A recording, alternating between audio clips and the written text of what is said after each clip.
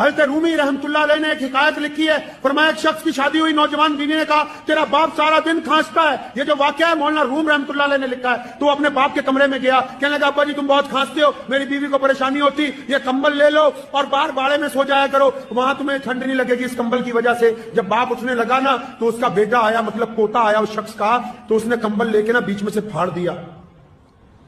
تو اس بندے نے اپنے بیٹے سے کہا کہ تم نے اپنے دادا کا کمبل کیوں پھاڑا؟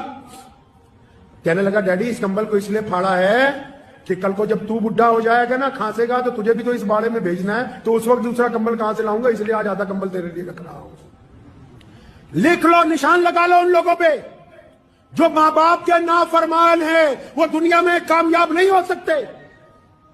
اللہ تعالیٰ نے یہ پابندی لگائی نماز پڑھنے والوں کے لیے کہ اس سجدے سے پہلے ماں باپ کی رضامندی ضروری ہے۔ اگر یہ سجدہ باپ کی بغاوت کے ساتھ ادا کیا جا رہا ہے، جو شرعاً ناجائز ہو وہ بغاوت۔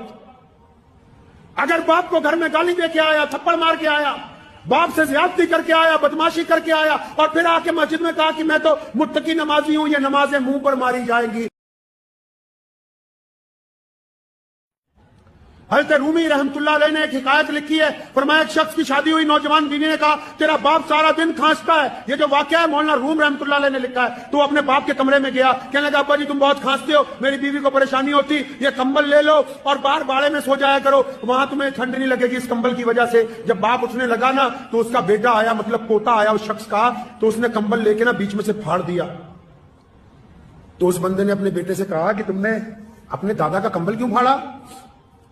کہنے لگا ڈیڈی اس کمبل کو اس لیے پھاڑا ہے کہ کل کو جب تو بڈھا ہو جائے گا نا، کھانسے گا، تو تجھے بھی تو اس باڑے میں بھیجنا ہے، تو اس وقت دوسرا کمبل کہاں سے لاؤں گا، اس لیے آج آدھا کمبل تیرے لیے رکھ رہا ہوں۔ لکھ لو، نشان لگا لو ان لوگوں پہ جو ماں باپ کے نافرمان ہیں، وہ دنیا میں کامیاب نہیں ہو سکتے۔